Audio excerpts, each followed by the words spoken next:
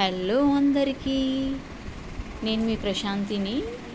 ఈరోజు నేను butter chicken చేసి చూపిస్తున్నాను. ఇక్కడ 1 kg చికెన్తో చేస్తున్నాను. బటర్ వేడైన తర్వాత 3 ఉల్లిపాయలు 4 పచ్చిమిరపకాయలు వేసి బాగా వేయించుకోండి.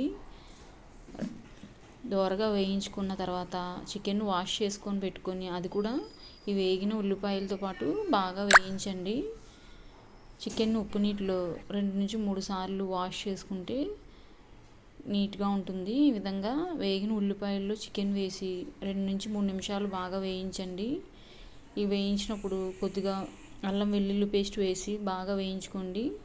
ఇక్కడ నేను అల్లం వెల్లుల్లి పేస్ట్ గ్రైండ్ చేసుకున్నప్పుడు దాల్చిన చెక్క, లవంగాలు, ఇలాచి, మిరియాలు, ఇంకా గసగసాలు వేసుకొని గ్రైండ్ చేసుకుంటాను. అప్పటికప్పుడు ఈజీగా ఉంటుందని. సో ఈ విధంగా చికెన్ కుక్ అవుతున్నప్పుడు 1 టీ స్పూన్ పసుపు వేసుకున్నాను. ఆ పసుపు వేసి బాగా కలుపుకోండి. తర్వాత కేజీకి 2.5 స్పూన్స్ కారం పడుతుంది. నేను 2.5 స్పూన్స్ వేసుకున్నాను.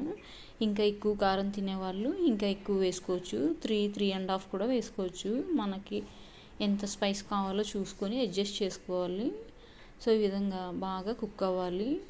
చూసారా, చికెన్లో ఉన్న వాటర్ పైకి వచ్చేస్తుంది.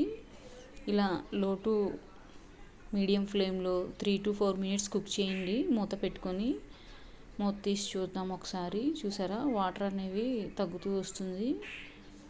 సో బాగా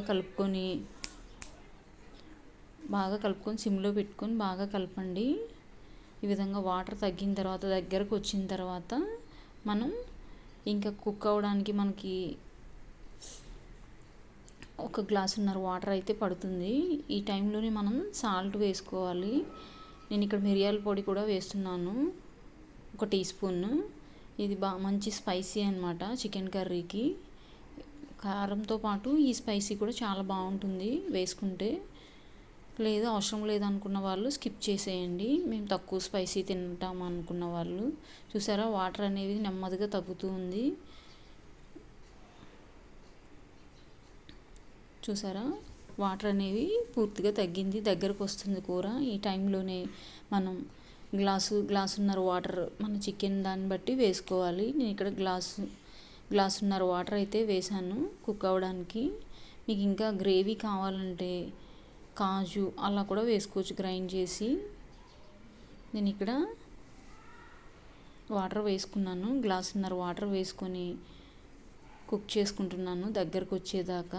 ఈ టైంలోనే మనం అన్నీ చెక్ చేసుకోవాలి. కారం, పసుపు, ఉప్పు అన్నీ సరిపోయినాయో లేదో చూసుకోవాలి. ఏది తక్కువైందో వేసుకోవాలి, అది వేసుకోవాలి. సో మూత పెట్టి 6 నుంచి 7 నిమిషాలు బాగా కుక్ చేయండి.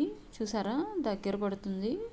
ఈ విధంగా మనకి ఎంత గ్రేవీ కన్సిస్టెన్సీ కావాలో చూసుకొని స్టవ్ ఆఫ్ చేసుకుంటే చికెన్ కర్రీ అనేది రెడీ అవుతుంది. ఇంకా కొద్దిగా వాటర్ ఉన్నాయి కదా, ఒక 2 to 3 minutes ఉంచుకోవాలి స్టవ్ మీదే. ఈ విధంగా కూర దగ్గరకు వచ్చేదాకా కలుపుతూ ఉండాలి. ఫైనల్గా నా చికెన్ కర్రీ అయితే రెడీ అయింది. కొత్తిమీర వేసుకొని దింపేసుకున్నాను. చాలా చాలా టేస్టీగా ఉంటుంది ఇది. ఒకసారి ఈ స్టైల్లో చేసి చూడండి, చాలా అంటే చాలా బాగుంటుంది. Please subscribe my channel. Thank you for watching. Bye bye.